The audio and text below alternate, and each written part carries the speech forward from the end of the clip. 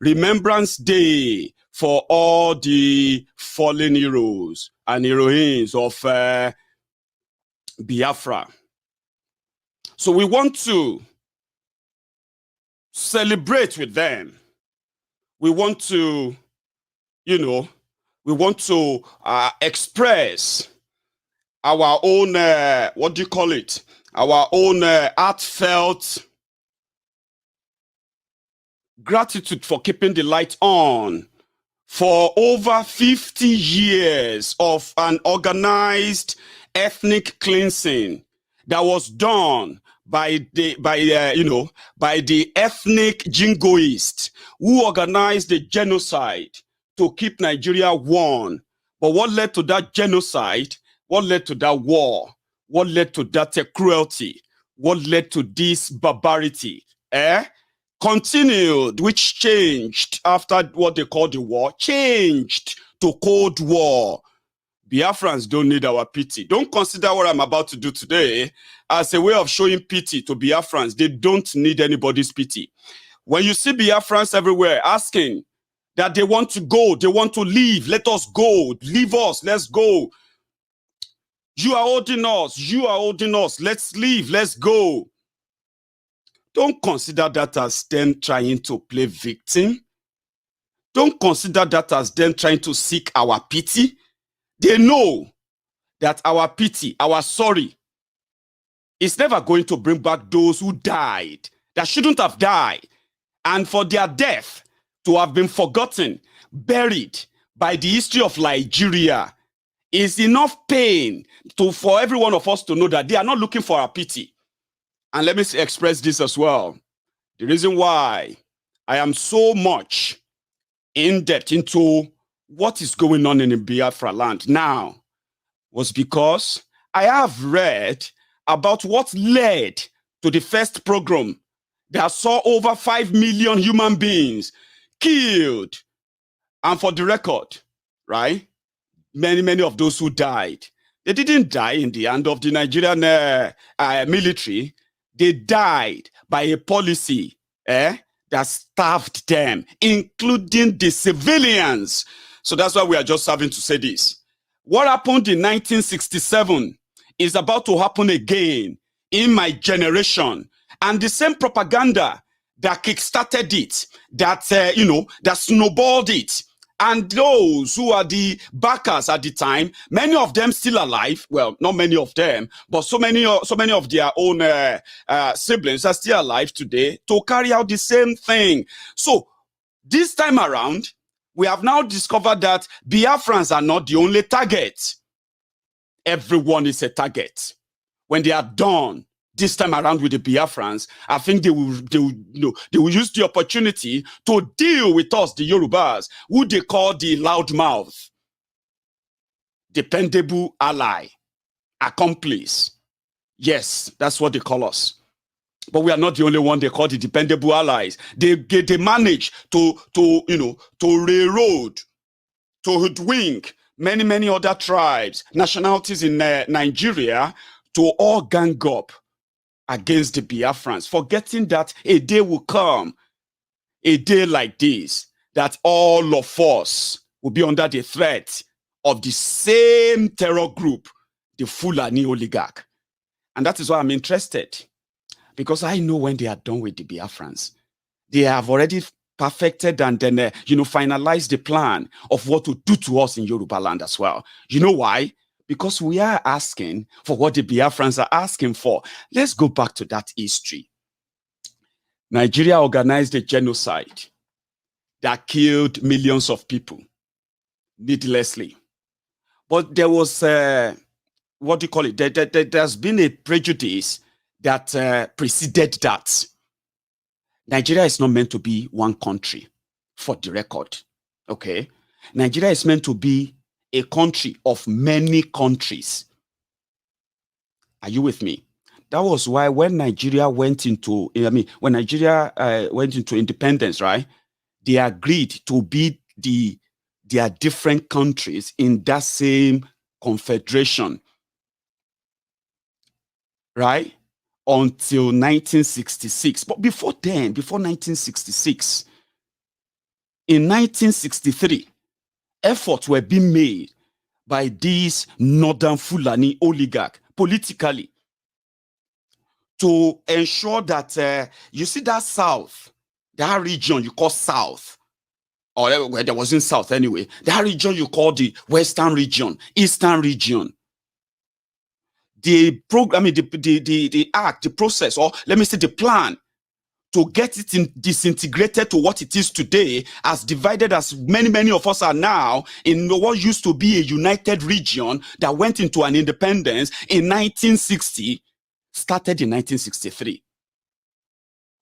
And I don't need to bore you with that. In 1966, when an opportunity presented itself to the military led by, well, the military wasn't led by Aguiyi Rossi. Kaduna Ezegu, a man that grew up all his life in Kaduna, in northern Nigeria then, who had all the trainings, everything that has to do with them in the Fulani Republic there, staged a coup. But his coup was not to take over Nigeria. Do you understand?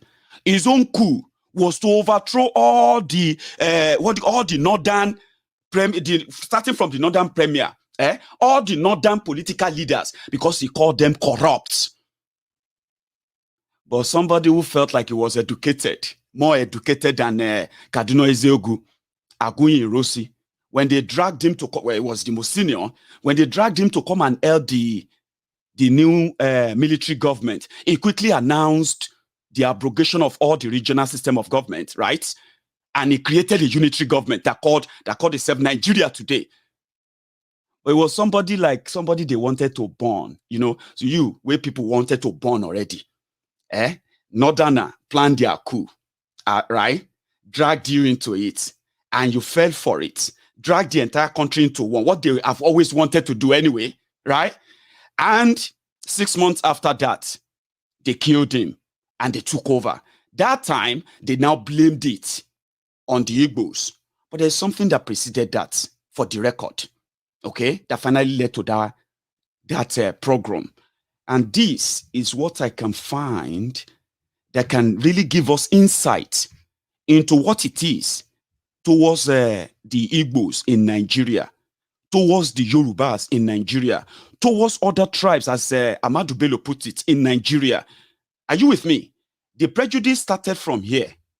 And even though many who decided to pretend not to notice or to ignore it or to whitewash it, right? This might be a refresher. This is about 60 years ago. One thing I've noticed, Premier, while I've been here, is that Northerners seem to have, I might almost call it, obsession about the Igbos. Could you perhaps explain that to me? Well, the Igbos are more or less the type of people whose desire is mainly to dominate everybody. If they go to a village, to a town, they want to monopolize everything in that area. If you put them in a labor camp as a laborer, within a year they will try to emerge as headman of that camp, and so on. Well, in the past, our people were not alive to their responsibilities, because you can see from our northernization policy that in 1952, when I came here, there weren't 10 northerners in our civil service here. Then I tried to have it northernized, and now all important posts are being held by northerners. Is this policy of filling all key posts in the north solely with northerners and not with other Nigerians a temporary or a permanent one? In actual fact, what it is a northerner first. If you can't get a northerner, then we take an expatriate like yourself on contract. If we can't, then we can employ another Nigerian, but on contract too. This is going to be permanent, I should say, as far as I can foresee, because it will be rather dangerous to see the number of boys who are now turning from all our learning institutions, coming out with having no work to do. I'm sure whichever government of the day might be, it will feel rather embarrassed, and it might even lead to bloodshed. Doesn't this damage the idea, sir, of all people in all regions in Nigeria being fellow citizens of one country? Well, it might, but you are, I mean, new to our region, but how many northerners are employed in the east or in the west? The answer is no. And if there may be 10 laborers employed only in the two regions. Do you get that now? So when you are reading Abdullahi Musa on Facebook, right, expressing his own prejudice against the Igbos, it is coming from this historical background. This is the mentality. Only do you understand? Do you know that the Igbos are actually meant to be the true people who actually show to be real Nigerians? If Nigeria was to be a country, do you understand that? The Igbos are supposed to be the real and true people who shown that they believe in one Nigeria before the war and after the war. And I'll tell you how. Nigeria is a country whereby, you see, we might pretend out there that we are, loving people, we are so intelligent, smart, and all of that stuff that people love about us all over the world and all that. Those are cosmetic, representation, I would say. You see, back in Nigeria, you see that prejudice that the political forefather of all these northern political terrorists that you see today, that man, that prejudice he expressed there is the same prejudice as it was in 60s, same today. Even though when they've continued to pretend on this one Nigeria, we are one, the Igbos are the only tribe in Nigeria who will go everywhere and feel comfortable to do their business there, establish there like they are going to live there forever. Because to them, if you say this is a country, as a free people, doing legitimate things, right? Of course, we should be welcomed. That is why you see Igbos everywhere. Not the same way you see Yorubas everywhere. Not the same way you will see the Fulanis everywhere. Running things, like not depending on government. I'm talking about running things, starting from scratch. But Nigeria never appreciated that. They have always been suspected. They have always been profiled. And that's how we have been managing, pretending. Oh, Nigeria is a great country, great people, very, very loving people, peaceful people. They love themselves, blah, blah, blah, blah, things you read about everywhere. Or you see, they are cosmetic. In Nigeria, an Igbo man is not trusted to be the president of Nigeria. Are you with me? An Igbo man is not trusted to lead the Nigerian army. Okay? Whenever an Igbo man is leading or in any position of authority, he is a suspect. Therefore, he has to do everything to prove that he is loyal to Nigeria. The Igbos are the only people. The Igbos in Nigeria, they are the only people that have to prove that they are loyal to Nigeria. Others don't have to. I'm a Yoruba man. Are you with me? The way I will be suspected if I hold any political post in Nigeria is not the same way an Igbo man will be suspected, especially if he's holding that position outside his Igbo land. So, you know what happened? In 1966, after this whole madness, when the Aguiyi-Ironsi was killed, others were killed in what they called the retaliatory coup, right? So it was now a time. So they, like I said, they blamed it on the Igbos. So you know what happened? In 1966, between January 1966 and July 1966, they killed over 40,000 Igbo, men and women, and their families in northern Nigeria alone within 6 months. So when that retaliatory coup now happened, many Igbos, Ojukwu, after meeting with the the Biafran military council, comprising of over 300 men and women who are the leaders of all the Biafran provisional council, then they gave Ojukwu the go-ahead. Ojukwu, you can go ahead and declare Biafra. Ojukwu didn't declare Biafra right away. They started what was called a negotiation.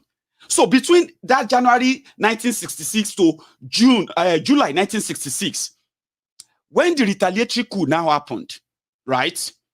the process of declaring Biafra began. However, Gowon became the president with Muritala, Obasanjo, and many of them, the Theophilus Danjuma, Bokoari, Abacha, Babangida, and many of them like that, who later ruled Nigeria after committing that genocide then. So an arrangement was made. The request of the Biafrans then was that, listen, whatever it is now, the way this whole thing is going, you have killed the innocent Igbos in northern Nigeria. You have destroyed their properties. You have destroyed their families. You won't let them come back. We want all Igbos to come back to the east. We want you to leave that part of the country. Come back home. You are no longer safe. This whole negotiation started, and it also led to an agreement, an arrangement in Aburi. Not just a meeting in Aburi. It was actually a gentleman agreement that involved, so many other nations. And they agreed. They said, okay, fine.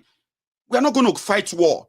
We're going to stop all these killings, okay? This were happening in northern Nigeria. We're going to stop these killings, okay? And we will let the Biafrans have their own control over their own territory. But they won't break away from Nigeria. Okay, fine. That means regional autonomy of the eastern people was to be restored, right? When Gowon got back to Nigeria, you know the story, Abi. When Gowon got back to Nigeria, the bloodthirsty terrorists in his team who are baying for the blood of the Igbos, they want more. How can you just say we kill 40,000? We need to kill more. How can you do that? Don't you understand that you are sharing power with these people? Ojukwu was more educated than him. Ojukwu was more senior in the military. If they have to use the Nigerian hierarchy, he was more senior than Gowon. He was the most educated then. He was, by all standards, he was in fact a governor. Commander, let me say, commander of the Eastern region before he became the governor, during the war. Now, what happened? When Gowon got back and they changed that arrangement in Lagos, they decided to start the propaganda of starting a war. Ojukwu went back home and he told his people that, you know what? Let's keep this autonomy, autonomous region, okay? It is also a step to negotiate for final breakup, which was ideal. So the Biafrans were like, okay, we'll see. Until they heard in the radio that the Nigerian military, they are moving weapons, they are moving artillery down to the east to stop the secessionists. The propaganda was everywhere. So by 1967, the first gunshot was fired. And in what later became Nigeria-Biafra Civil War started. So in 3 months, for this period that the war was happening, the propaganda in the western region was that Nigeria was trying to stop some terrorists from breaking the Biafra away, that the Biafra people want to be in Nigeria. There was no referendum, there was nothing. No. But before then, by the way, before they declared the Biafra, when Ojukwu declared Biafra, May 30, 67, the Biafrans went to poll sometimes around January or February of that 67. They went to poll and they voted en masse to leave Nigeria. Ojukwu had no choice. The 300 strong, military head of the Biafrans at the time, they gave him the go-ahead to declare Biafra. Since Nigeria, since Nigeria has rescinded on their reneged on their gentleman agreement in Aburi, Ojukwu had no choice. He had to declare Biafra, or else it would be considered an enemy of the Biafrans. Same way. If Mazi Nnamdi Kanu should call off the Biafran struggle today, Biafrans will consider him as enemy. The Nigerian system was telling Nigerians then that Biafrans don't want to leave. It was Ojukwu and his gang who wanted to force them out. This was the propaganda. The Yorubas were not really perturbed. We were not really perturbed. People wanted to join the military for money. They were joining the military for money from Yoruba land. They had no idea what this was all about. But 3 months after the war, or let me say, 3 months after the war, or 3 months into the war, the Biafran army, they took over what was then Midwest region, today's Benin or Edo State. And they went as far as to Ore. That was when the propaganda that the Fulanis have been pushing for the past 1 year about the Biafrans in Yoruba land, that never really moved anybody. That was when the Yorubas now realized that, oh, it is true. Biafrans want to come to Lagos and take over Lagos too. No wonder they got to Ore. That was why many Yorubas to this day, still believes that Biafra war would have been a right war if Ojukwu army did not cross to Ore. Do you understand that now? That sealed the collaboration and the propaganda in Yoruba land to consider an average Biafran as an enemy. Remember, they are being killed in the northern Nigeria, but they were never attacked. They were still pretty much in Lagos. No one was attacked in any part of a western region. At that point, Biafrans, when that propaganda that started getting to that point, the Biafrans started moving home from Lagos as well. They started leaving. Like, well, it's getting to a point whereby the Yorubas will start killing us too. Since they said, the Biafran soldiers were at Ore. And the propaganda was that they were coming to Lagos. It was so hard to change that story in Yoruba land at the time. But let's cut it short. In 1970, they declared an armistice, a ceasefire, a peace deal, surrender. The Biafrans surrendered. After the killing and starving of women and children. The war is over. That's great. Now, the Nigerian troop, they can now move into Biafra properly. And then the army was there, the Biafran army are going to surrender their weapon and all of that. So the war is over. So people came out. One significant one that continue to make me wonder, what kind of art is the art of man? That after declaring ceasefire, something happened in Asaba. It is called the Asaba massacre. You can read about it online, okay? Because they have been baying for blood. Second division, led by Muritala, and the other guy called General Taiwo, something, a Yoruba man. They stopped the Biafran army at Ore, and they pushed them back out of the Midwest region, and they pushed them back across the Niger to Onitsha. But when the Biafran army were going back to Onitsha, they blew up the Niger bridge to prevent the Nigerian army from crossing over. You know the story too. But when they eventually crossed over, something happened. A genocide, a massacre, right? That rather than the people who committed the crime to face the justice of crime against humanity in time of war. Are you with me? Botin Afonja, sorry, I had to leave your super chat there. If not, I'm going to miss it. So I'll read your comment. Thanks always, Baba, for the history lesson. I know I've learned more from you than I ever did back in Nigeria. We were blinded to our history. They hid it away from us for a reason. Because, and I'm going to get to that part too. There's something I want to say about that. The reason why they hide the history from us. And they'll continue to tell you that talking about the history is simply because you are just looking for wahala. People died. And they are being told to forget it, move on. So something happened in Asaba. And this is what I picked on it, word for word. Are you with me? This happened between the 5th and 7th of October, 1967.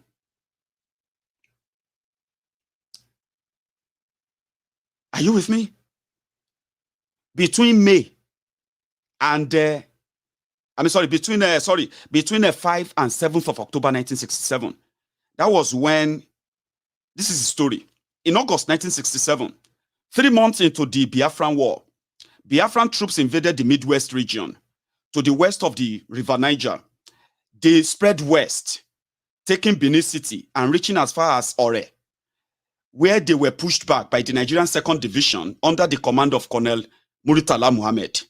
The federal troop gained upper hand and forced the Biafrans back to the Niger, where they crossed the bridge back into the Biafran city of Onitsha, which lies directly across from Asaba.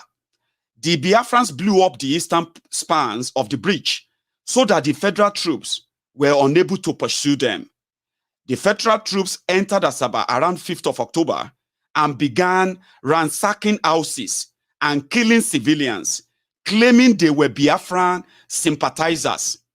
Reports suggest that several hundred may have been killed individually and in groups at various locations in the town. Leaders summoned the townspeople to assemble. This is another massacre that they did in the open. Oh, listen.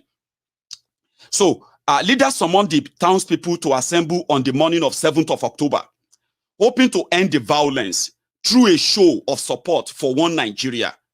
Hundreds of men, women, and children, many wearing ceremonial aqua ocha white attire, paraded along the main street, singing, dancing, and chanting, "One Nigeria, one Nigeria, one Nigeria, one Nigeria." At a junction, men and teenage boys were separated from women and young children and gathered in an open square at Ogbe, Osowa village. Federal troops revealed, which is they opened machine guns, and orders were given, reportedly by second in command, Major Ibrahim Taiwo, to open fire. It is estimated that more than 700 men and boys were killed, some as young as 12 years old, in addition to many more killed in the preceding days. The bodies of some victims were retrieved by family members and buried at home, but most were buried in mass graves without appropriate ceremony. Many extended families lost dozens of men and boys. Federal troops occupied Asaba for many months, during which time most of the town was destroyed. Many women and girls were raped and forcibly married, and large numbers of citizens fled, often not returning until the war ended in 1970. The total death during the early October was in excess of 1 million, although the exact numbers will likely never be known. By October, 3 months, people are talking about Rwanda war, 100 days of war, 100,000 people killed in 100 days. In Biafra, in 90 days, they have killed more than 1 million people already. But you will never read that in your history. You will never. And the death of these people, and their death is what they claim to keep Nigeria one. And that's exactly what they are doing now in Olu. That's what they are doing right now in Biafra land. So they didn't stop there.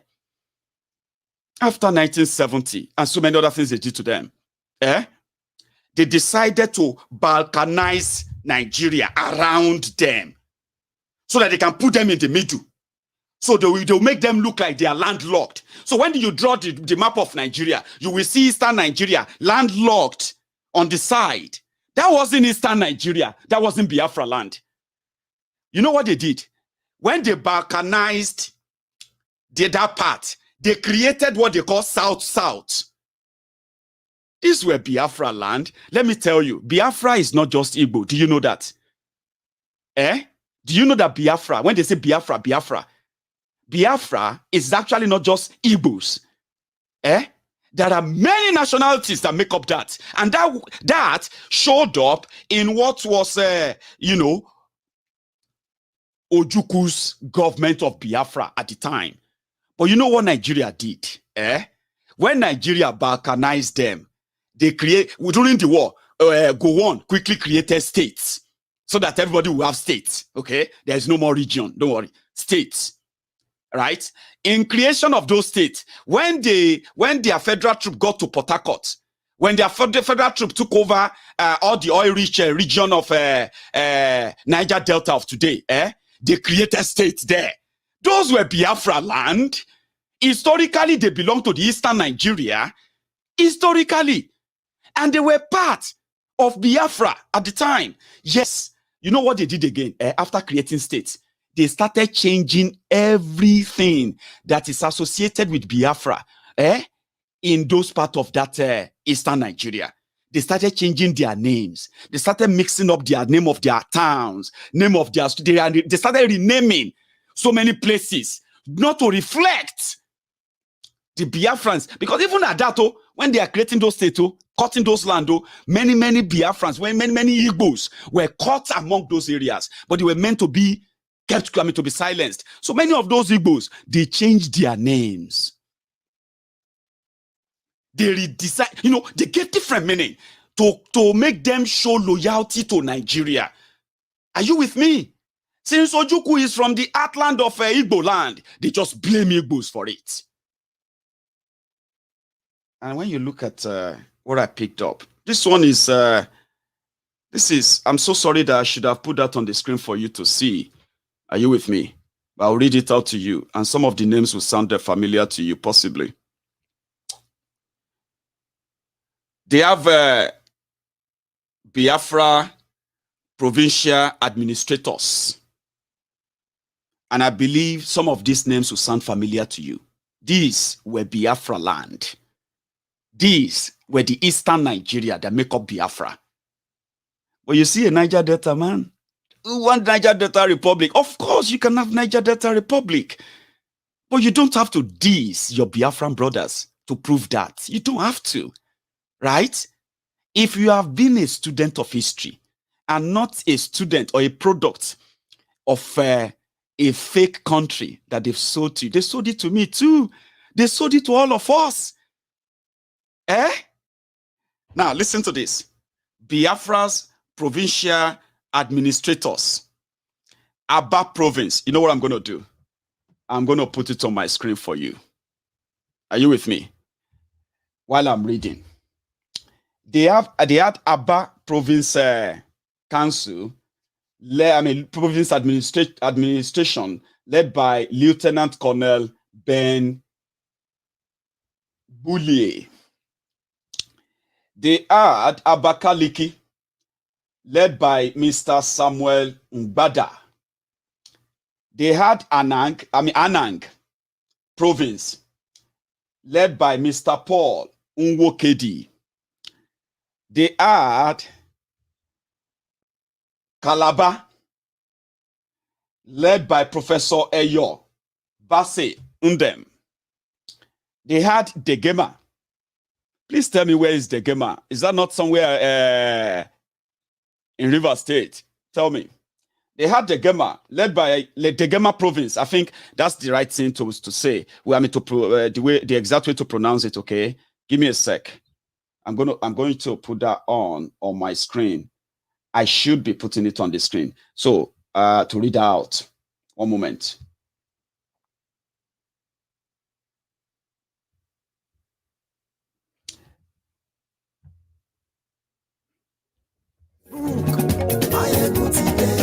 And yes,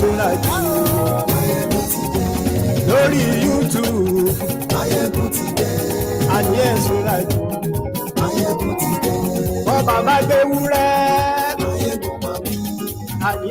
yes.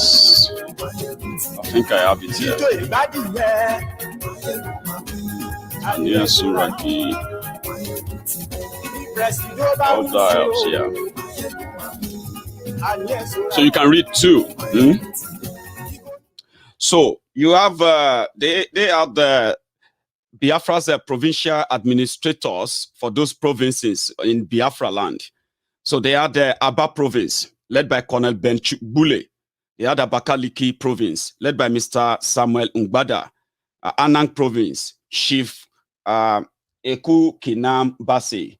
They had Oka province, Mr. Paul Nwokedi was the leader. Calabar province, Professor Eyobase Undem. Degema province, Mr. Essen Dikibo. Eket province, Mr. S.J. Edoho. Enugu Province, Mr. CC Ono. Unsuka Province, Mr. Frank Onyeke. Ogoja Province, Mr. Frank Ugbut. Oji River Province, Dr. G.A. Odenigwe. Okigwe Province, Mr. S.I. Mbakwe. Onitsha Province, Mr. R.I. Iweka. Opobo Province, Dr. S.J. Kuki. Olu Province, Mr. R.I. Uzoma. Owerri Province, Dr. Duke Unji Beako. Port Harcourt Province, Mr. Emmanuel Aguma. Umuahia Province, Mr. Simon Ojuku. Uyo Province, Chief J. Udo Afia. Yenogua Province, Chief F. Opigo. I hope all these provinces will remind you that these were areas. Are you with me? These were areas that were indeed Biafra land at the time. But with the propaganda of the Fulani oligarch, they finally ended up turning brothers against brothers. And they were like, hey, Biafrans just want our own oil. That's why they want to take, Juku just wanted to take our oil. Meanwhile, during the Biafran wars, do you know those who were refining the oil? The Biafrans in Niger Delta of today. Your forefathers, they worked to refine crude oil, to petroleum, to diesel, to kerosene, for what the Biafra Republic used for 3 years to fund the war. They were Biafrans. But Nigeria succeeded. If there's anything Nigeria succeeded in doing, it is using that divide and rule. And they succeeded. Not any much longer. Not much longer. And for over 50 years after that, they are still profiling them. And that is why today they want to leave again. They want to leave. This time around, they are not asking to take over anywhere. They want to live on their own. They want to be on their own. Oduduwas want to leave. The Yorubas want to leave. But some people are telling us that we have no right. Or if we do, what happened to the Biafrans is what will happen to the Yorubas. And do you now know why I'm talking? Do you know why I'm doing this? Okay. The Yorubas have taken our destiny in our own hand too. But many of these, many people from this generation, from the older generation, they are not following. They are not paying attention, okay? They are waiting for what happened in 1966, 1967 in Biafra land to happen again in 2021, 2022, right? But they have no idea that Nigeria will not survive 2 civil wars. Not this Nigeria that you have right now. Not this one. Are you with me? Our people went to, you know what I mean? Our people went to Idiroko yesterday.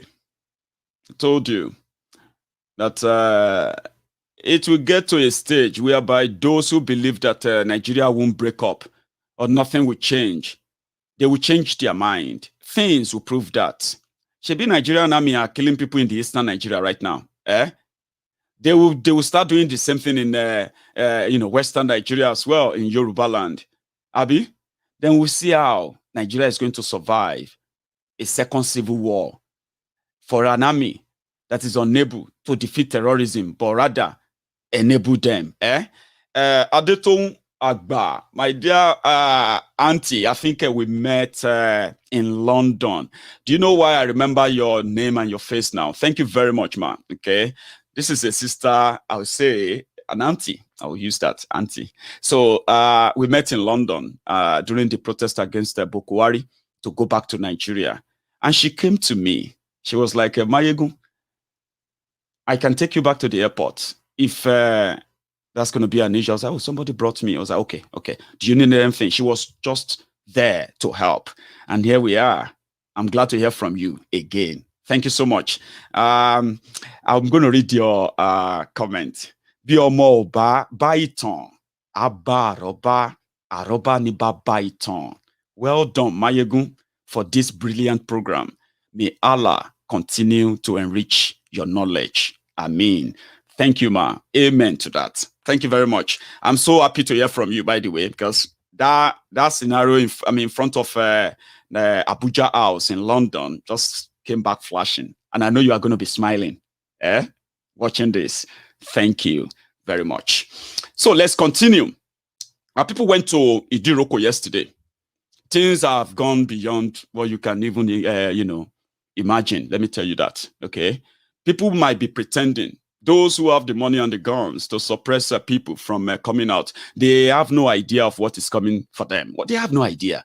And that worries me, that they have no idea. As smart as they think they are, they still believe in that force of, use of force and all of that. But your use of force will be overpowered by the people's power. When the people are equipped with right information, you can't lie to them and get away with it. So we picked this up yesterday, where our brother said, enough. You cannot keep the borders in northern Nigeria porously opened for terrorists to walk in and walk out, kill people, kidnap people, destroy village, destroy economy and all of that, not arrested or prosecuted, and shut down the southern border for over a year now, for almost 2 years. What did we do, Boko Haram? They brought in Fulani terrorists to destroy our farms, send our farmers away from farms, send our people to refugee camps, destroy our villages, kidnap our people and stop them from going about their normal, legal daily businesses. Then you shut our border in the name of what? In the name of stopping smuggling of rice into Nigeria. And there we are. Northern Nigeria, you have them smuggling. Well, are they smuggling? Are they transporting different kind of ammunition into Nigeria to kill us, even in our sleep, in far west, far south? Boys are not happy, and they took law, or let me say, they took their destiny into their own hands. No going back.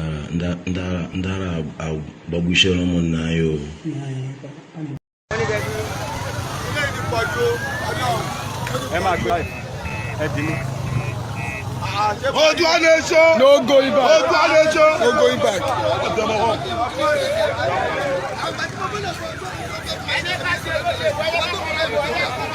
Oh yeah, I want to put that. Oh yeah.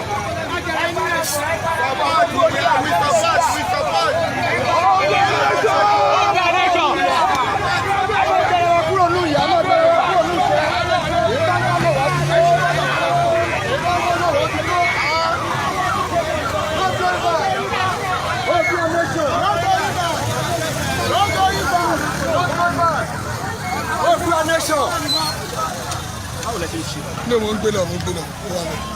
Life.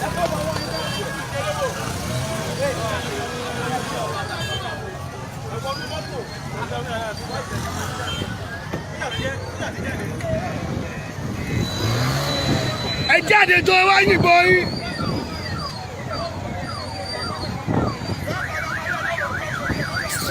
Sójà ní bọ́ọ̀mù ṣáà lè jú ni.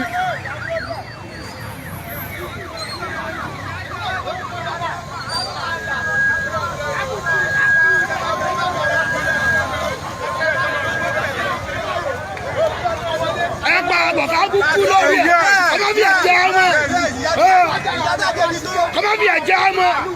I will finish Jama do an initial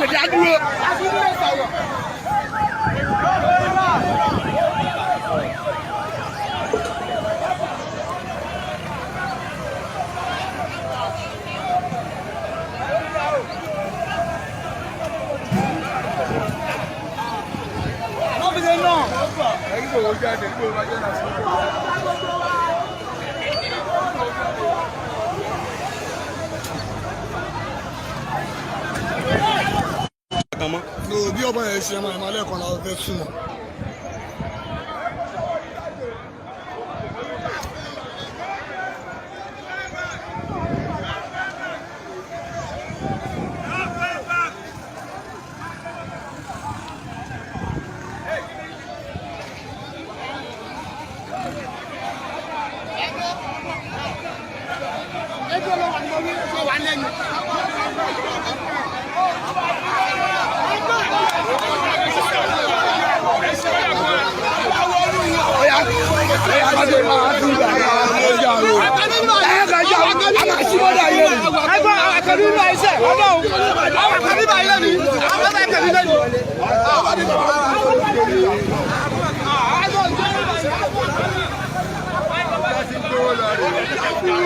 I'm not anybody down. I want to advance to Alaye, gbé ma wojú mi tí a èdè làbá sí bọ́dà ẹ̀ ṣe ti yẹ kó máa kó bọ̀ yẹ kó máa kó lẹ̀ kó máa kó bọ̀. Èní gangan èní ilẹ̀ fẹ́ sí. Èní làbá sí. Èní ni. Làbá sí bọ́dà ẹ̀ bá pa yàrá yàrá. Ẹ jẹ́ gbogbo ẹ̀. Jẹ́ gbogbo ẹ̀.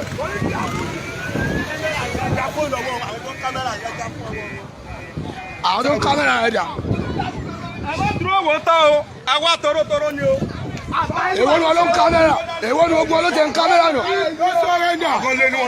Èwo ni wọn ló ń kámẹ́rà yẹn?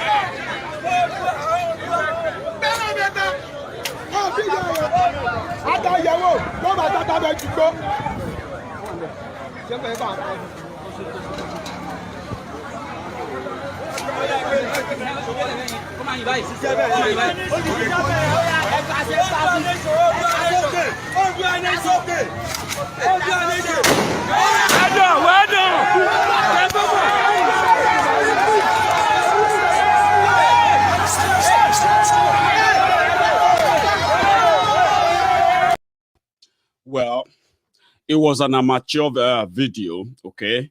And I like the way that you can't really pick the faces of everyone in there. Not everyone, okay? It's good. It is getting to that stage whereby what people will react to with the way of the injustice that they have endured. Are you with me? Yeah? With the injustices that they have endured. This time around, if those who believe that the use of force will stop the people from demanding for what is rightly theirs, then they are not thinking or paying attention. Somebody told me about someone there, so I've taken care of him, okay? On YouTube, if you have anybody disturbing you there or creating any nuisance or whatever you, please bring it to my attention, okay? I'll take care of them.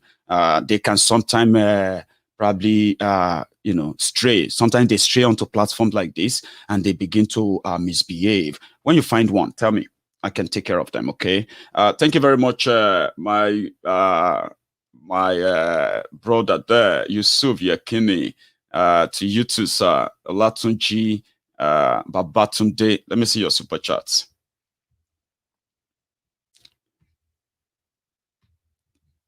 Thank you very much, Yusuf. You are now promoted to the highest military rank, Field Marshal Maiyegun. Yes, sir. Reporting. Thank you. Olatunji Babatunde, your super sticker and super chat. I wish the same force will open Semeboda in Badagry to give them glimpse of what is coming to Lagos State. Let me be honest with you, right?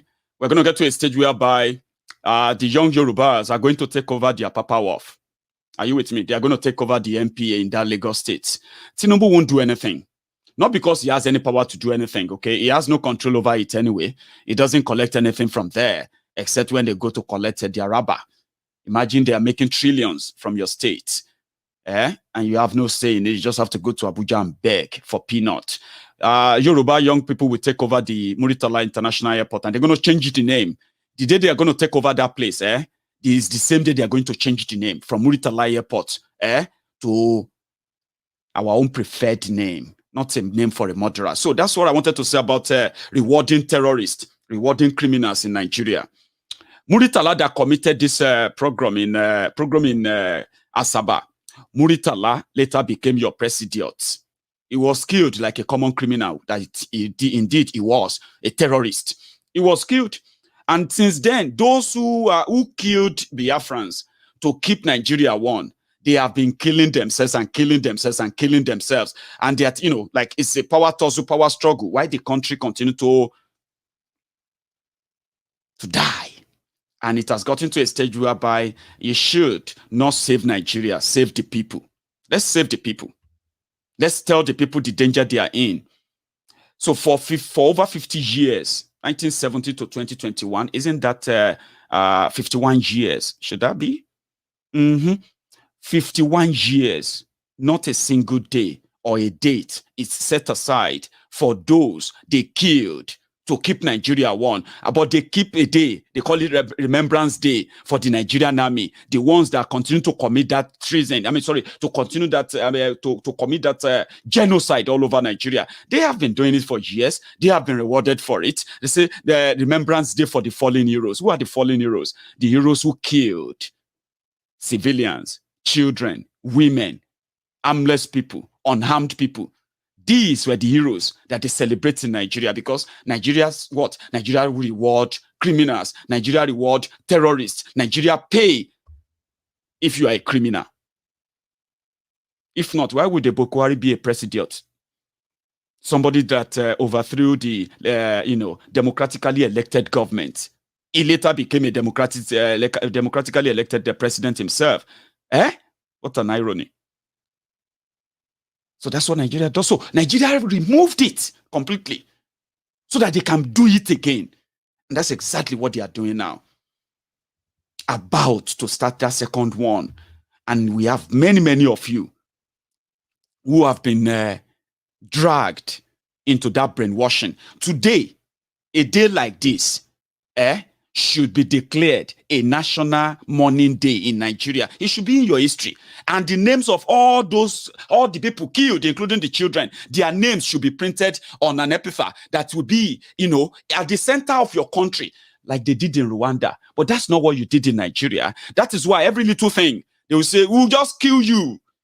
So they will bring soldier now, soldier will just kill all of you. Because according to them, that will always be the solution. If you try to question the status quo, we will just kill you. And they are killing them. And they're asking me and you to look away. Waiting be your own business, self. You this Maiyegun, waiting be your own about Biafra. That's what they are telling us to do. Waiting be our own. Abi? But by the time they finish with the Biafrans, your brothers and sisters are asking for the Dua Republic. They are going to start killing them too. Who are you going to call on? The Fulanis. Please help us, Abi. And fortunately for the Biafrans, they are not even asking for our own pity. They are not asking us to pity them. They are not asking us to they are just saying, can you guys agree that we should go? Please. No, you are not going anywhere. Some will say, if you want to go, go. If you want to go, go. Give them a referendum. That's the peaceful way to go. Yes. Let them be able, let Nnamdi Kanu be able to walk in Biafra land and talk to the Biafrans and ask them if they want Biafra or not. Don't bring your army to their land. That's what you should do if you want them to go. But no, that's not what you are doing. You are killing them to keep them in. Abi? And you want peace? Of course you won't have it. Say for instance, the people who don't see us as one Nigeria, because we are infidels. Infidel. Unfaithful. I don't get it. Like we have people who are educated, who can sit down and see the contrast in this whole contraption. They can see the whole country, they can see the opposite. Like we are just like a word and opposite. They have their mentality, which we should respect. Starting from Mamadou Bello, That's who they are. Respect it. But they're not respecting others. They're not respecting the Igbos for who they are. They're not respecting the Yorubas for who we are. They want us all to claim one Nigeria, because one Nigeria is that front, the deceit they put ahead, or they put in the front to deceive you and kill you. They don't want you to be who you are. They call us infidel. They want us to be what they want us to be, not who we want to be. Who gave them that right? Who told them that they can think for us? And then they can appeal for us. Say, you know what? You have to. One of them even is dead now. He even advised Bukwari, you need to be just and treat the way you will treat the infidels. It is an aberration. This is their mentality. It is the same Buhari that gave this country a sense of direction when he was a military leader. This time around, I'm sure Allah has brought him to correct the ills of the past, to reform. But sir, it is easy, and you know it was easy when you were there as a military leader. But what made it easy? Justice. With justice, you can rule Nigeria well. Justice is the key. If you do justice to all and sundry, and I say all and sundry, because Allah said, فَإِذَا حَكَمْتُمْ بَيْنَ النَّاسِ أَنْ تَحْكُمُوا بِالْعَدْلِ. If you are going to judge between people, do justice, irrespective of their tribe, religion, or even political inclination. Justice must be done to whosoever deserves it. Power can remain in the hands of an infidel if he is just and fair, but it will not remain in the hands of a believer if he is unfair and unjust. Behind every crisis anywhere in the world is injustice. The solution to that crisis is justice. The world itself can never be governed by force, never by fear, even never by power. In the end, what governs is the mind, what conquers is the spirit. And the weapons of governing the mind and conquering the spirit are justice and fair play. Justice. I have always known you to be a man of justice. Isn't that funny?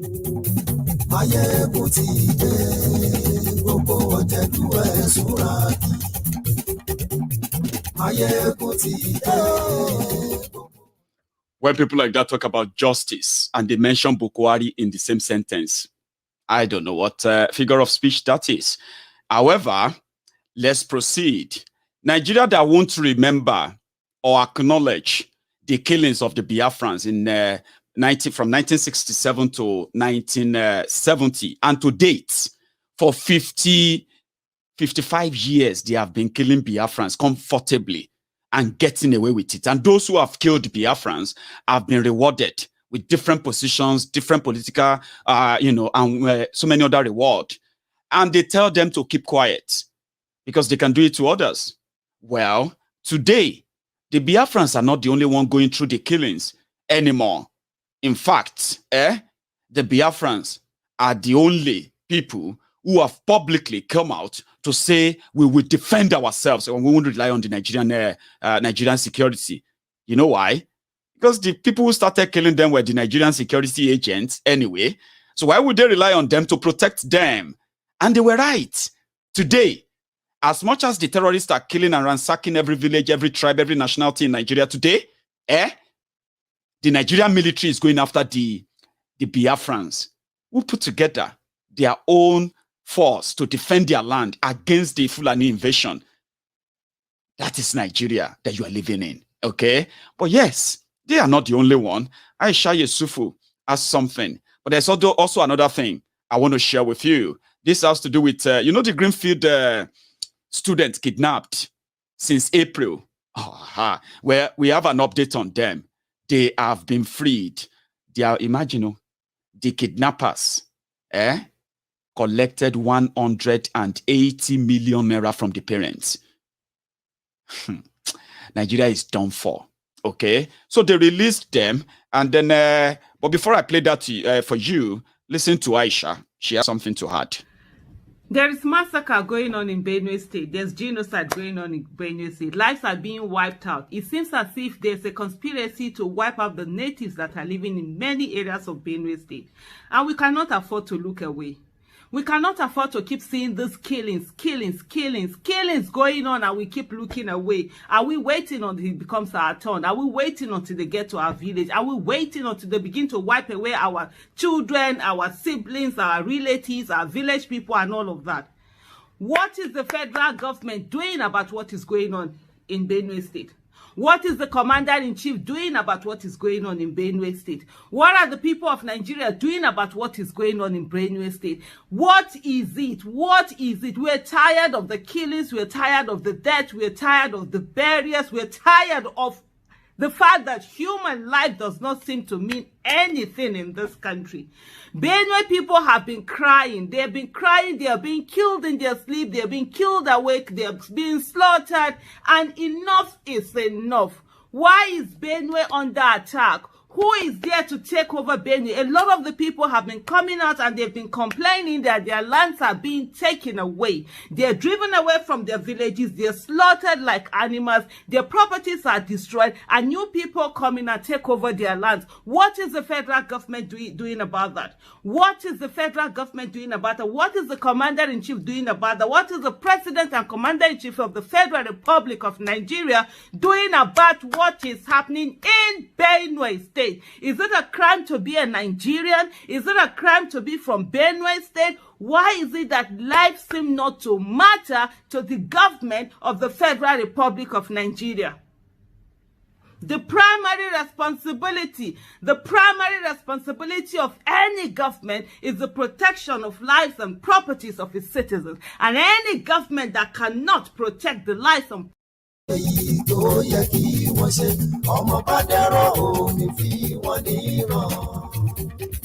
I don't like it when people are asking for Bukuari. You don't ask for a dead man to come alive, to come back to life and solve a problem of the living. It's never going to happen.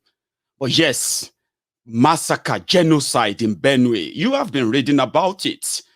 And people, even there's this over 400 pages report for all the killings in the Middle Belt region and all these axes, Southern Kaduna, all these places. But it won't stop because Bukuari is your president. Your Nigeria military, they are in the eastern Nigeria killing the Igbos. There's going to be a sit-at-home tomorrow throughout the Biafra land. They are working overtime to see that people don't honor that. But people will naturally honor that anyway. Nobody's going to be harassed or anything. They are used to it. You don't know why they are honoring that. You think they are doing that for Nnamdi Kanu. Some of you have no idea. When you lose, for example, if you come from a family that you lost over 20 boys and men during the war, not because they were fighting the war, but they were rounded up and they were murdered. Are you not going to remember them? And when you realize that you are not alone, and what do you think? What do you think? When 5 million people die, do you think they don't have families? We're talking about 5 million people die in the late 60s and 70s. That was when the population of Nigeria was what? It's like you trying to wipe out half of a generation of an entire country. So don't you think that there is no household, there's no family that is not affected by the program that happened in Biafra land? Now they dedicated the 31st of May for the day they will always remember their fallen heroes and heroines. And because Nigeria see that as an affront, now Nigerian soldiers, Nigerian police, they are hunting them down in eastern Nigeria for choosing a day to celebrate and to remember their own killed brothers and sisters. That's how cruel Nigeria is. And if you don't have a clue, now you do. But you can pretend that it doesn't matter. I won't be surprised. You get what I mean now? But unfortunately, It is no longer about the Igbos anymore. It's no longer about the Biafrans anymore. You are going to be on the run too, especially if you are from the Yoruba land. You know why? Our people are already on the run. But because it hasn't affected you yet, sure, it is not happening, okay? Wait for it. They are everywhere. When you ask the governors, what can you do? What will you mostly get is this? Let me not keep flogging the same issue. You are called the chief security officer. Let's even not go too far. The police commissioner is not cannot take instructions from you. He takes instruction from his boss. Even the police commissioner in your state, I'm not sure you know that. I hope you know the police commissioner in your state is not even also in charge of the Mopol base in your state. That's under a different commissioner that you might not even know his name. You don't even know where he sits. The Mopol here don't report to the police command here. The Mopol in my state, I have 2 Mopol bases, 26 and 57. Do you know they don't report to my commissioner here? They report to a different commissioner completely and entirely. So, how do you expect me to move freely and execute? You see, something, and let me also say something in which we need to learn as a country. You see, if you look at the sphere or the trajectory now in terms of security and the rest of them, you can see very well we are moving to where intelligence is supposed to play more than 70% in securing lives and property, honestly. Not those physical something again. Because we are moving. The whole world is moving. So, as a governor, do you really control that? You don't. Do you? Damboroba. Just like Jocelyn would say, the Damborobas. He knows all of this. He's powerless. But he's comfortable being called a governor. He has no ball to take it up. I mean, for his own people to take it up with those who are holding them in that contraption. Oh, what do you want me to do? Oh, they don't answer to me. I am just a governor. Yeah. But when they want to do their political madness, kill people like they did in Lagos yesterday, ordinary party primary in Lagos, they killed 2 people. They are supposed to be their members. Oh, member versus member. On the day of local government election, they will kill themselves too. They are supposed to be APC to APC, Al-Qaeda People's Congress. So they are supposed to be the same people, but they will kill themselves. It's not about any people. It's about this, what they can get for themselves. Are you with me? So they are not different from the Almajiri, from the, Almajiri from the north. The Almajiri from the south. They are not different. They don't control police when it comes to the people's safety. And they don't want to question it. They don't want to challenge it. Because if they try, maybe they will lose the favor of being executive governor. Let's go to Kaduna. The Greenfield students kidnapped in April. They have regained freedom. It's a mix of joy and sadness if you heard their story. This report.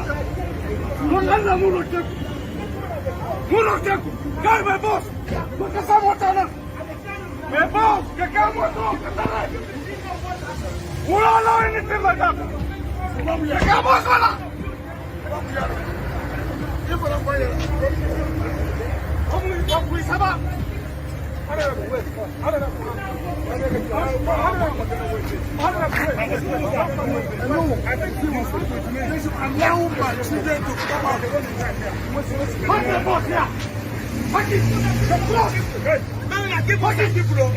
I don't security don't have what I give us our people.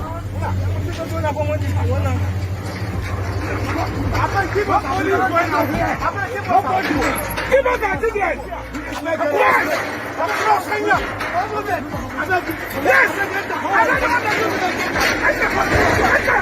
it be. Let it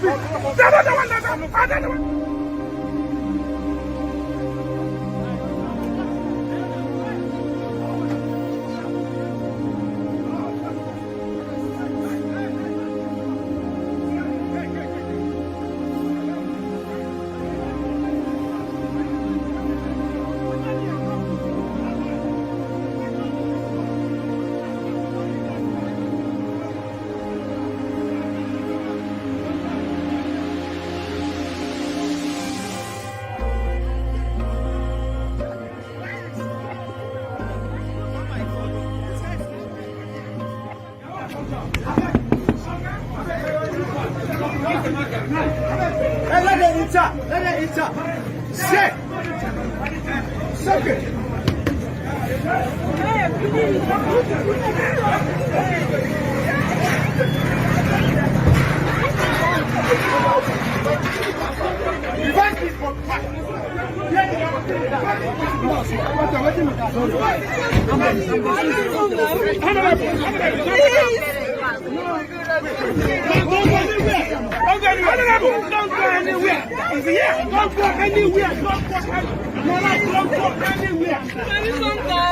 Don't go anywhere. I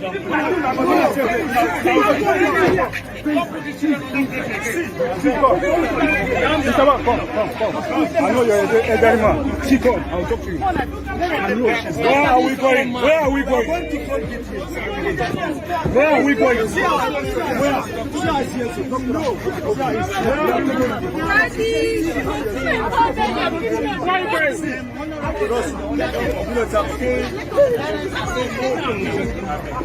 No! Everybody can know this.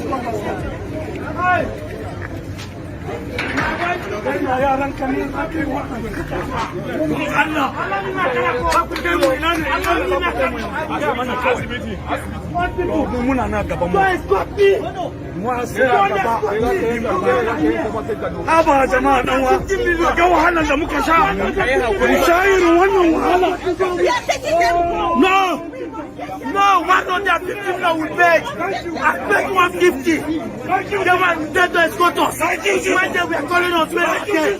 What is when they were calling us, where are you? No, he has asked us. Look at my wife. Look at that very plummy woman. You are escorted. You are not my friend. I beg, open it. Open it.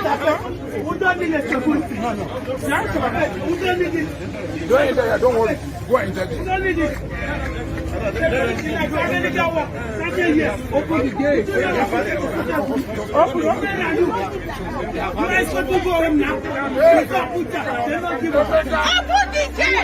Now, leave the place. Leave the place.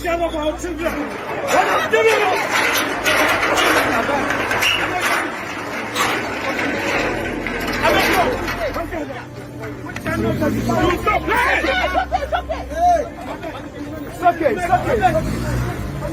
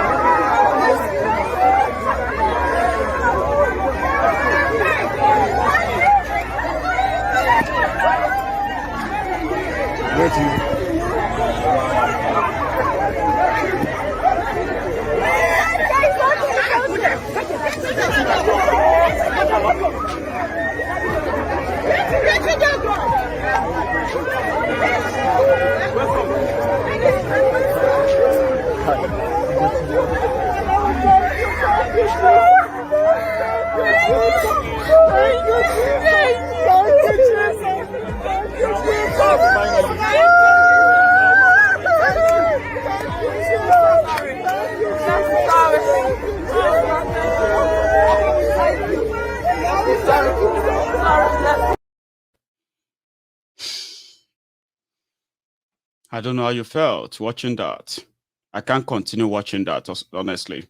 They were kidnapped from the 20th of April. Okay? They were abandoned. Government abandoned them.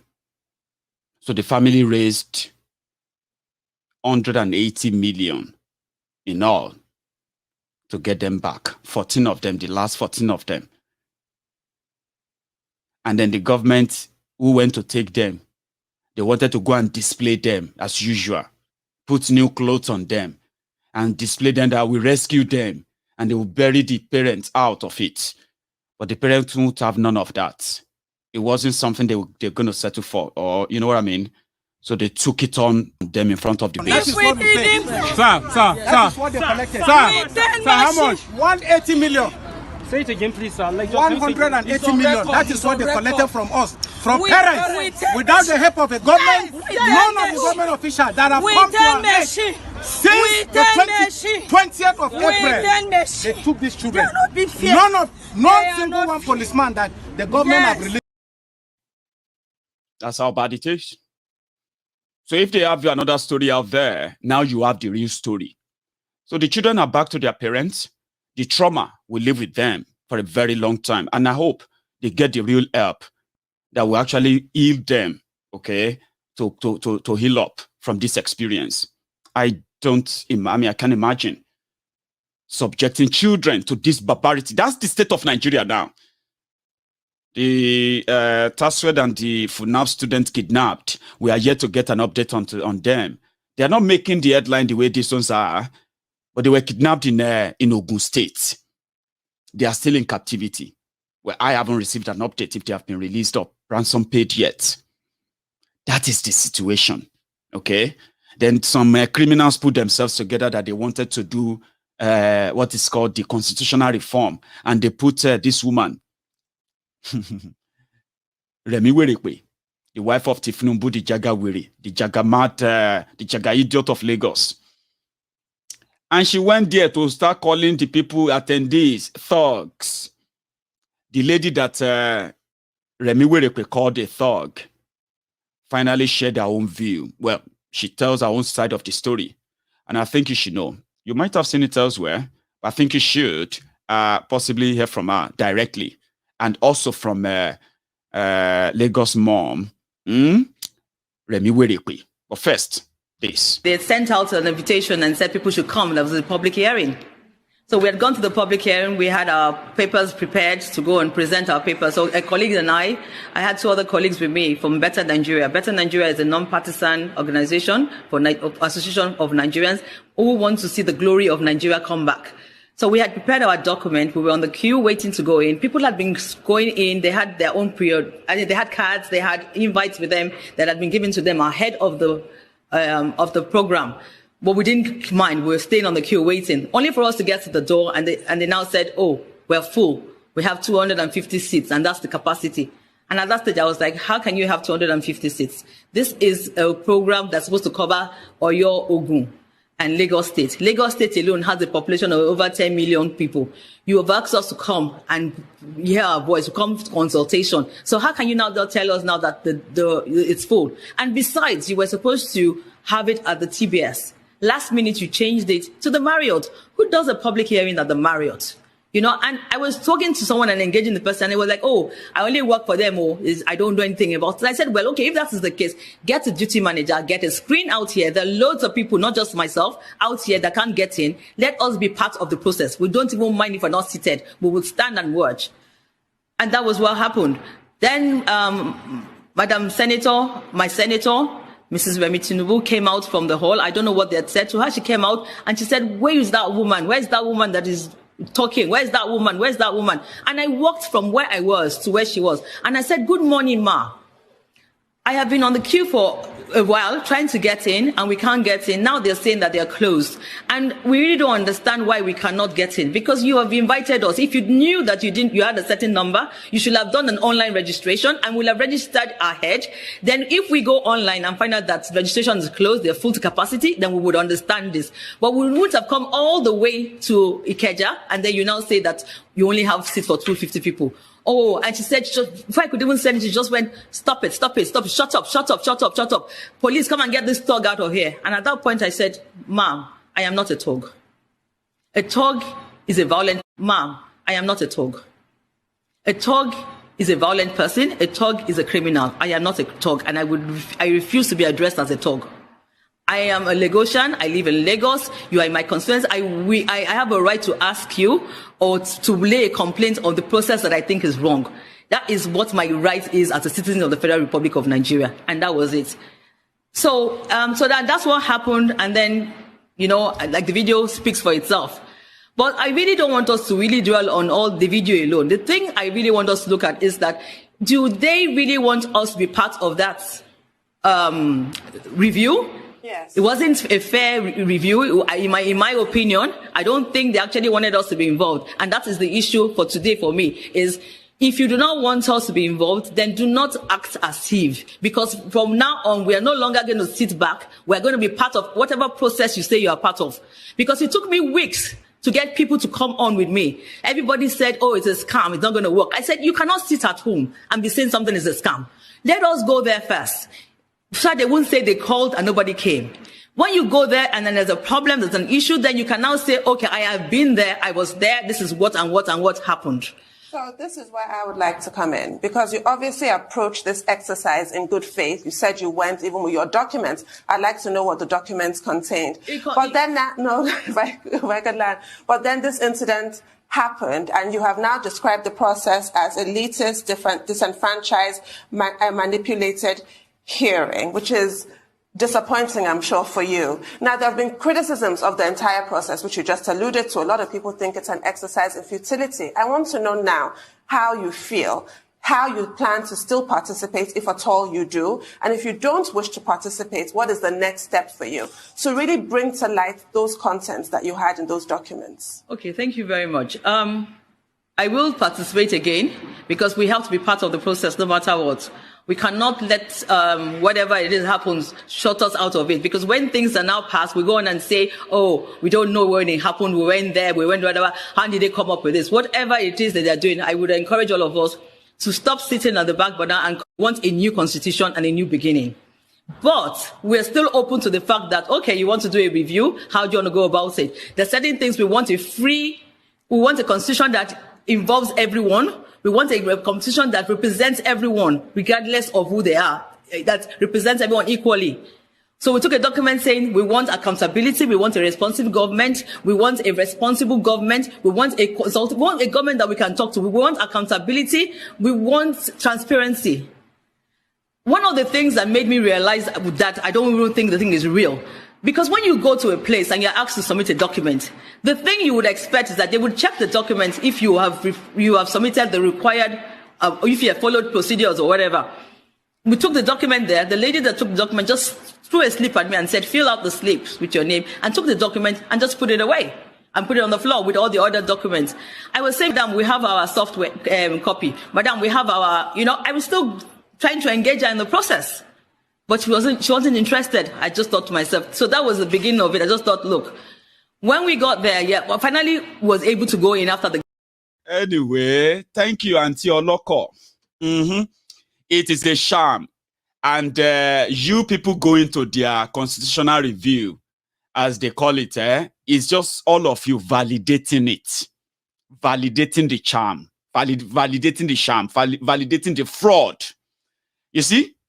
They were supposed to hold a constitutional review that involves all the people from Southwest, the Oyo, Ogun, Ekiti, Osun, and all those places to meet in Lagos State. And they got a hall in an hotel with a 250 people capacity. So Remi Werekwe can be the chairperson of the committee, sit on the high table, and she will be talking down on everybody, what they are doing. Because they've already perfected whatever they want to do. It's all a sham. But she says she's still going to participate. Good luck, Auntie Oloko. You will come back later to know that it's a fraud. You see, some people are reacting. They are reacting to what is going on, even though they are being, sort of silenced. Don't be surprised. The last time you saw the young people burning the palace of the palace of is that not the former governor of old Rivers State or something like that? in Yenagua, Bayelsa, Abi. Now, the palace of the emir of Zumi in Zamfara, the people are angry. They said the emir is encouraging banditry. He cannot protect them. He's not encouraging the government to protect them. He has, you know what I mean now? Baba, this is what they did to the emir.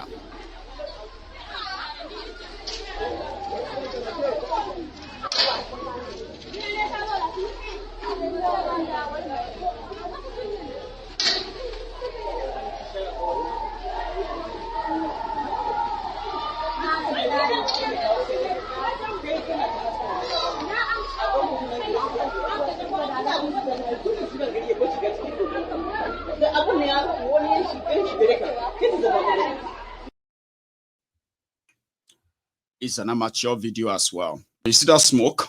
That's the palace of the emir of Zumi in Zamfara, the bandit headquarters of northern Nigeria. In that same Zamfara, you should not say anything about their governor or their government. So in some part of them, in other part of that core Fulani North, right? You cannot say anything about the government failing, or else you might get the same treatment in Nigeria. Then there is my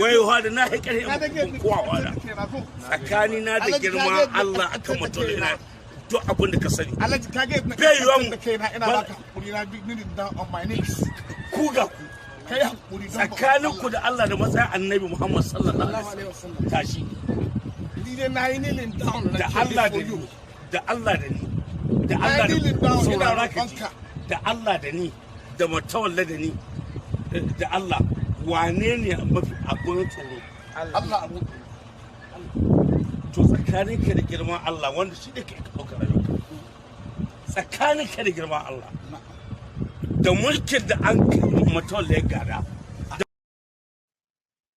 Somebody asked, what is this all about? The guy criticized the governor, and you see that guy in blue, that the one that is saying kankani Allah, is a political appointee of the governor. Yes, that's what is going on there. Now, I found that video I wanted to share. Remi Werekwe's response for calling a woman like her a thug. She denied. Then she added some other blah, blah, blah, blah, blah, blah, blah. Why would I call her a thug? Outright.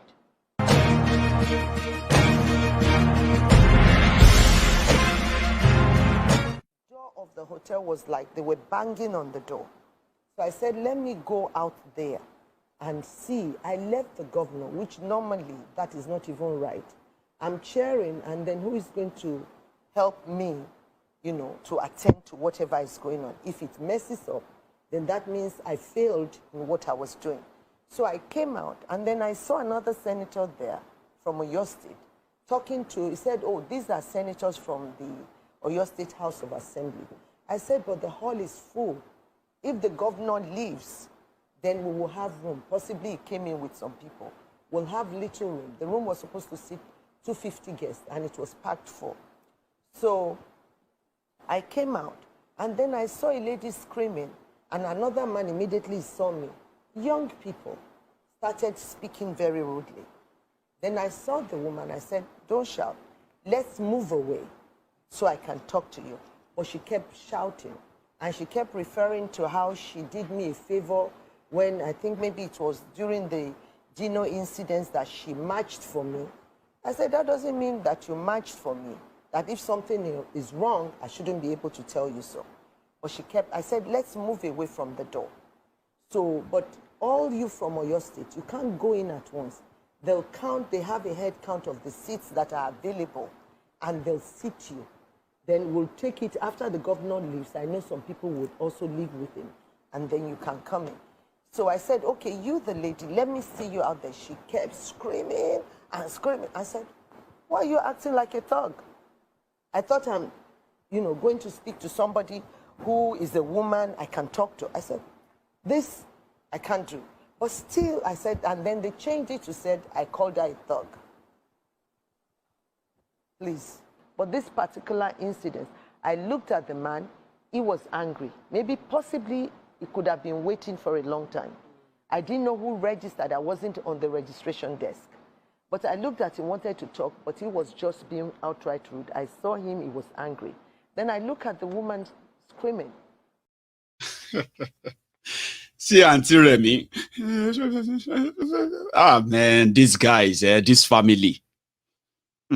Whether you call her a thug or she's a thug or she's not a thug, the fact that you guys seems to be paddies anyway. That's why she believes so much in one Nigeria too. Until local. So you match for Auntie Remy when she was having argument with Dino Melaye. Now be that Lagosians, the Lagos Abobakus. However, I caught up with somebody again before I round up this afternoon. Okay, it is this man, the same cunning, fraudulent man. He's been everywhere. Is when they say, oh, they are looking for the people to, the people to bring peace to Nigeria, is that statesman, a fraudulent, farce, a waste of space. He is also called a senior man in Nigeria, by the way. They are now championing, they want another state in Niger State, just to create more, create more and all of that. All the bad that she said there. I caught up with it, and I want to keep it on my diary as well. Mr. Chairman, sir, I'm here to support the memo already presented to your committee requesting for the creation of a due state. Mr. Chairman, this memo has been signed by the royal fathers, signed by the elected representatives in the Senate, in the House of Representatives, in the State House of Assembly, the chairman of local governments, and all councillors. Since 1976, when Niger State was created, every other state in the northern part of this country has been subdivided. Sokoto has given birth to Kebbi and Zamfara, Kano to Jigawa, Kaduna to Katsina, Borno to Yobe, Bauchi to Gombe, Adamawa to Taraba, Plateau giving birth to Nasarawa. Niger State is the only state that has not been subdivided at all since 1976. In fact, in state we've added, other parts of the federation have been added to Niger State.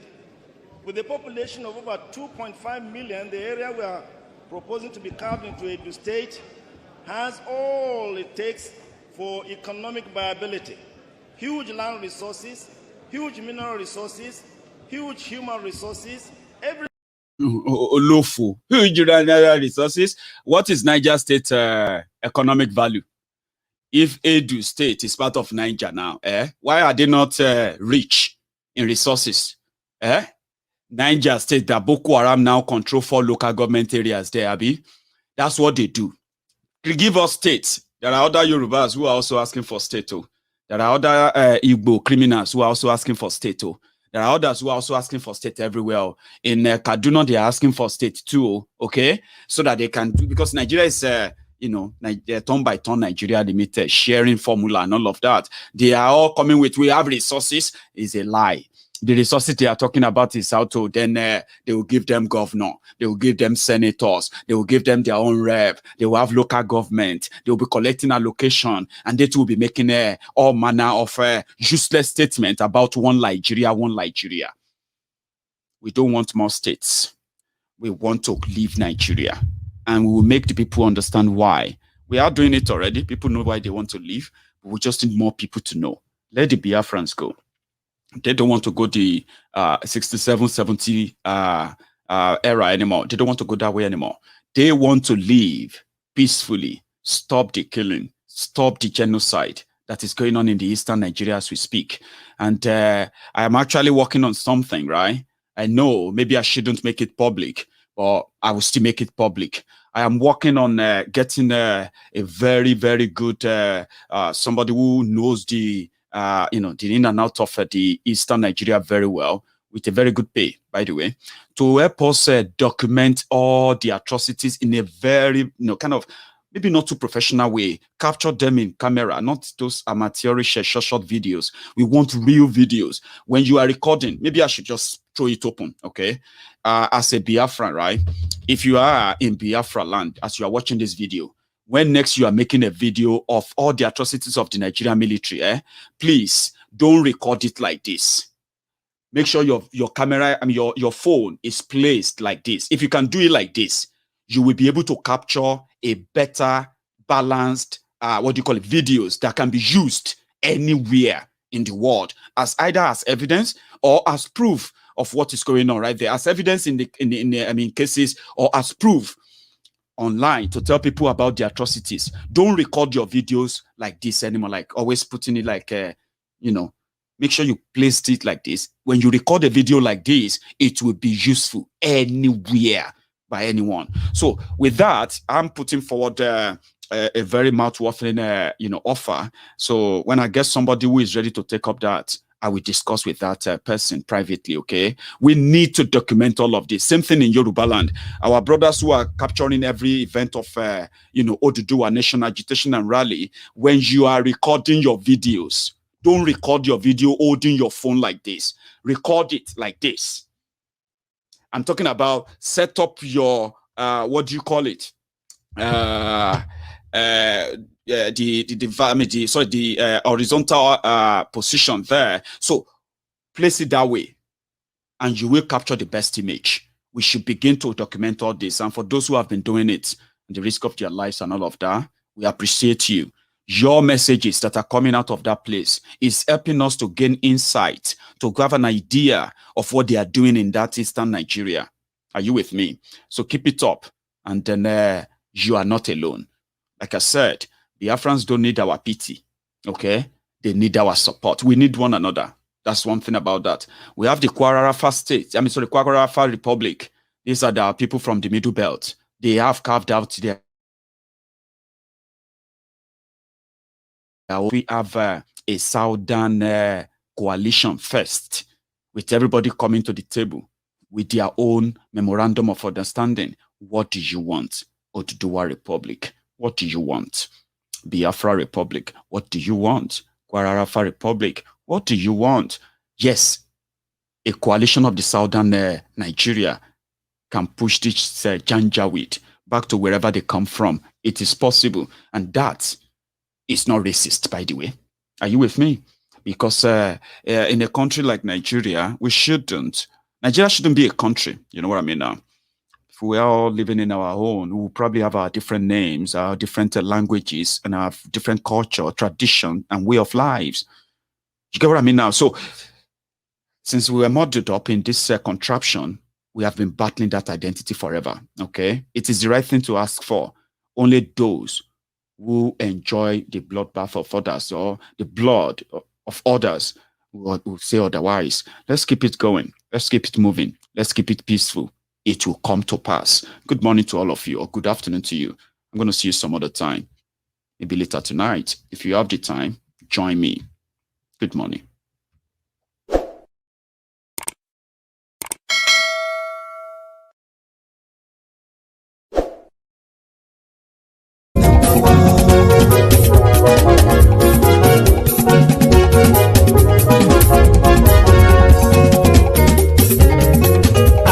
Súnrakì.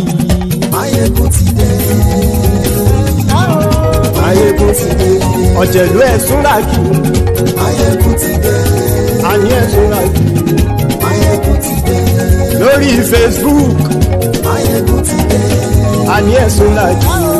Maiyegun ti dé. Lórí YouTube. Maiyegun ti dé. Àní ẹ̀ Súnrakì. Maiyegun ti dé. Bọ́ bàbá gbé wúrẹ́. Àní ẹ̀ Súnrakì. Ijó ìgbádìí yẹ. Àní ẹ̀ Súnrakì. pẹ̀sìdó bá rúfin o. Maiyegun mami. Àní ẹ̀sùn rájú. Maiyegun ti dé. Kí gómìnà gbówó jẹ. Maiyegun mami. Àní ẹ̀sùn rájú. Maiyegun ti dé. Ọlọ́pàá ti ń darí fa. Maiyegun mami. Àní ẹ̀sùn rájú. Maiyegun ti dé. Aṣòfin ti ń rúfin o. Maiyegun mami. Àní ẹ̀sùn rájú. Maiyegun ti dé. Òkúrọ̀ olóṣèlú. Maiyegun mami. Àní ẹ̀sùn rájú. Maiyegun ti dé. Ọ̀jẹ̀lú ẹ̀sùn rákì. Maiyegun ti dé. Àní ẹ̀sùn rákì. Maiyegun ti dé.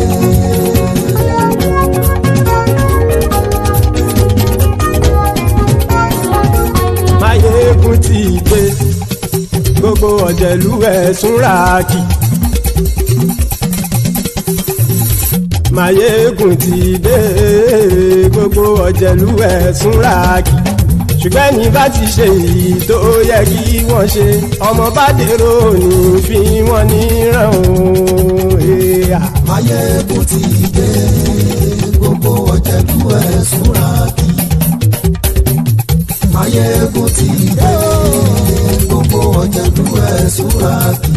Ṣùgbọ́n ní bá ti ṣe èyí tó yẹ kí wọ́n ṣe, ọmọ bá dèrò ní fi wọ́n níran. Wọ́n fowó bẹ́ẹ̀ o.